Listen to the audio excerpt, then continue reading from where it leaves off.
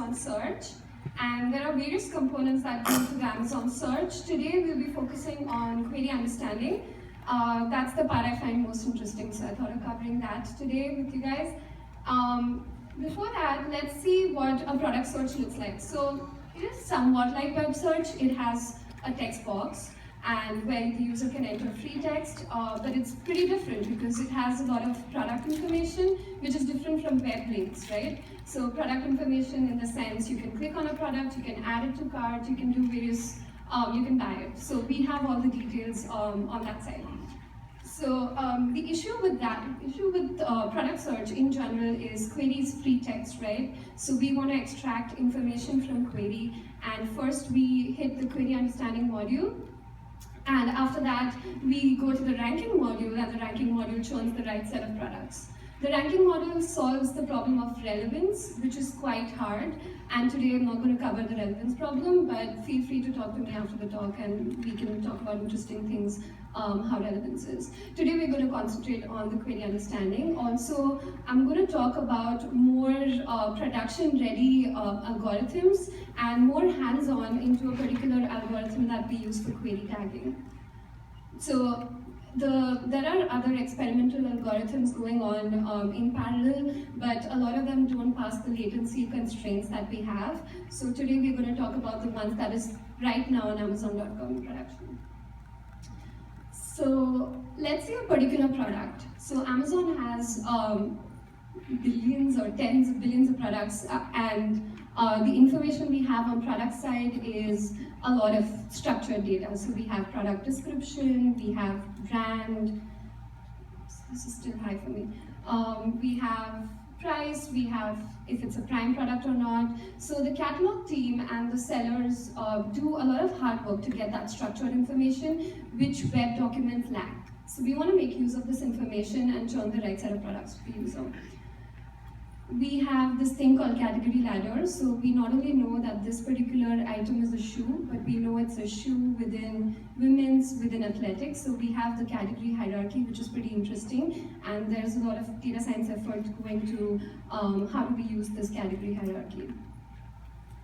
And lastly, we have this information that how many times this product was added to cart, how many times was it added to wish list, and that gives us a lot of input for it. But on the query side, it's free text, it's unstructured. So the motivation behind query understanding is just structure that, right? So we can figure out that this product is talking about fashion, it's a product query, the Nike's brand, shoe is the product type, and so on and so forth. So we just want to structure this query as much as we can so that we can match it to the product and improve the precision of the ranking algorithms. Now we're going to talk about challenges now, and the major challenge is power law distribution of queries. Like most of you guys must be knowing, we have a long tail distribution of queries, right? So a large percentage of queries is only seen once or twice, and there are quite a few seen a lot of times, right? So that is a huge challenge because you don't have data for most traffic. And how do you use data for the traffic you have and transfer the knowledge to tail queries is the primary focus. Another thing is speedy search response. We want to be really quick in our response to the user because users can get frustrated and just abandon the site. So we want to give the right set of results, but really quickly. Also, there are many layers to this chain. So query understanding team, as I mentioned, talks to the ranking model. The ranking model talks to the search experience, which talks to the UI. And so there are many layers until you actually see the product on the website.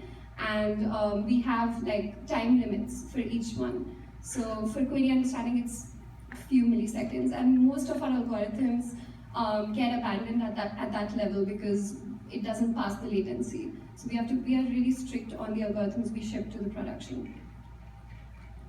The other one is dynamic search trends. We get new products every minute. We get new electronic products, iPhone 7 is released, we get new books, Harry Potter, and so with that we get new search trends, so our algorithms have to be adaptive enough for this dynamic trends. And the other one is global reach. So right now we deal with 10 different languages. We are in 12 marketplaces: US, UK, Brazil, India, China, Japan. They are the popular ones. And so you can imagine the scale of the data we are dealing with. And also each algorithm becomes language specific at that point, right? So let's define what query understanding team actually does. So let's take the example of North Face Black Jacket. We tag North Face as the brand here. So the label is brand, and we not only know that it's a brand, we know exactly which entity in the product catalog it means. So it means the North Face brand, and we know that. Similarly, we know black is a color, and we know jacket is a product. All these things tag parts of the queries, and I'm going to go into details of how we do this particular thing. These class of models are called query taggers. We also do the entire query analysis, so we'll categorize the entire query as a fashion query here. That's the category we have within Amazon. We tag it as a product query. This means that it's talking about a product. There are various other queries that people type, like customer service. So this one is talking about that. The score here is basically the probability of this class. The other interesting information is query specificity, which acts as a pretty important feature for our ranking algorithms. This tells you if the query is specific or not, which in this case, the user is given a lot of attributes. So it's a specific query versus jacket. It's supposed to be a general query because it's not too much attributes. This proves to be a pretty crucial feature for our ranking algorithms. So these are query classifiers. Let's quickly go into what the query classifiers, some of the query classifiers we have. So an important classifier we have is multi-class classifier, which classifies the input query into one of various Amazon categories. So when you go to Amazon.com and say you type microwave, the default is all departments. You can select the department you want, and if you don't, then it's all departments, and the website, we try to predict what department you're talking about, which in this case is home and kitchen.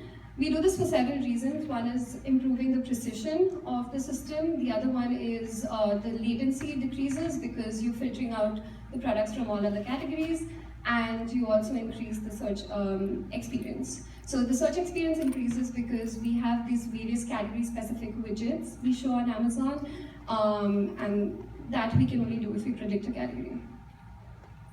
Let's see how we do this. So we see a large amount of traffic of users actually selecting the category and searching within the category. So a lot of data is provided by our customers there, and we want to make use of this data.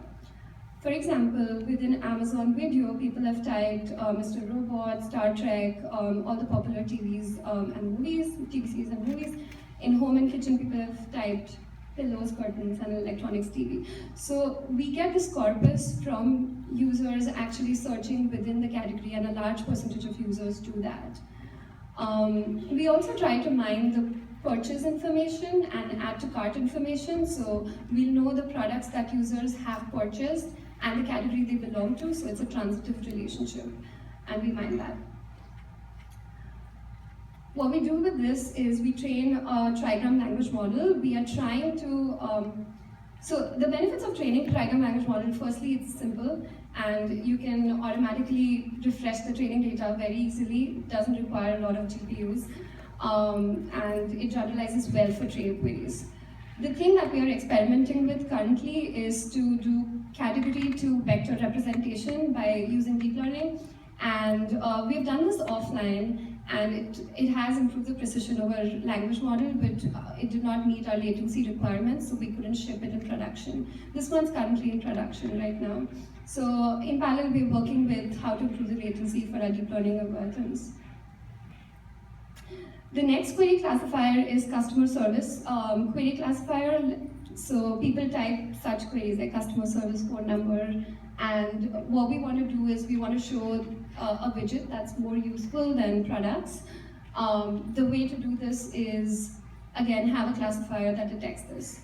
So if you click on the help, you see on the right side, there is this page that you get tracked to, and you have a search bar there. And users have typed a lot of queries in the search bar, which are customer service related queries like these over the years. Contact Amazon, how do I cancel my order? And we want to make use of this corpus. So having said all this, I just wanted to make you guys think about how to design a website, because that's really important from data perspective if you start off designing a new website. When Amazon was designed, this category, selecting the category was more for simplicity purpose. So we would just take the products within that category, but it has evolved to help in our algorithms on the data side. So it's very important to figure out what are the UI widgets you want to show on the website, just to see what data you can get from the users and then improve your algorithms. So let's move on to query taggers. What we do in query taggers is, let's take an example first. Nike shoes under 200 for women prime, and people are really specific. So when the customers do so much work to specify information, we want to do justice and show right set of products. So here we tag Nike as brand, and we restrict only to Nike results. So this is the filtering application of query tagging. We filter out all the junk products that the customers have not mentioned. In this, we only restrict shoes, which you see on the left side, the category tree. There's under 200, so we don't show any products above 200, and we try to understand that user wants a women's product and they want prime product. In the end, we try to show what we have done. So we try to keep customer experience in mind and just show exactly what we've done in a simple format, so that if they want to change anything, it'll be seamless for them to do that. Another example is improved UI. So if someone types Tissot watches men, we not only restrict to Tissot watches, but we have this widget saying customer also bought these brands. So that is just, it's a good signal to give you related brands, and then they can click on the related brands. It was a pretty useful widget when we launched it. We saw user engagement increasing. The other example is, say someone types 2011 C300 Max. We try to tag 2011 as the year and C300 as the model of the car, but not only do we do that, we try to infer the brand is Mercedes-Benz and show the right set of widget, like filter by vehicle, which is useful to some users. So let's see how we do this. I'm going to go into details of the query tagging algorithm. Here I'm going to be concentrating on brand tagging, but this is a general algorithm which can be extended to any other field. So we start with the query corpus here, and this is the training data set that we aim for. So we want, all the brands tagged there. What we do is, given this data set, we convert it into a data set which has tags for each token. So we call this as a BIO label, begin inside and outside. So if you take the example of Ray-Ban sunglasses, the annotation starts, it begins with Ray, and ban is inside the previous annotation, and sunglasses is outside, right? So we can convert this into sequence labeling problem, in which each token, each word of the query has a label corresponding to it. Similarly, we can do this for other queries. So now this becomes a classic NLP sequence labeling problem, and we can apply classic algorithms like conditional random fields. This one is a discriminative model that we apply, where the Y variables are the token that we are predicting, like the begin inside and outside, and the X variable are the actual words. So this is basically the layout of how we do query tagging, but what is this CRF? So I'm going to spend some time in discussing what the CRF is, and there's a lot of literature too, which you can refer to. And the most crucial, how do we get this? Because this is really expensive to generate if someone's manually tagging parts of the query with a field, right? So also, as I mentioned, there's dynamic trends, so we can't, it's not scalable for people to manually tag it. So first, let's deal with what. So here we're going to use CRF, which is a sequence labeling technique. And the Y labels, in this example, I've shown named entity recognition. It's a popular problem in NLP where people basically annotate parts of the query with person, location, others, and those kind of tags. So your X variables are the words and the Y variables are the labels. And this one is a discriminative model. It models the conditional probability. So it models P of Y given X. And what it does is, because of this, it can take care of correlation between your X variables. So I think Beverly had this example of various fields and correlation between destination and location. And that's what I mean by correlation of X variables, right? So this here, when we have discriminative model, it can take care and can figure out these correlations without actually modeling probability of X. So modeling a probability of X is really tough, and we don't want to get there, but we just care about getting the Y label correct in consideration with this correlation, and that's what discriminative model is good with. The other thing is it's very easy to add features.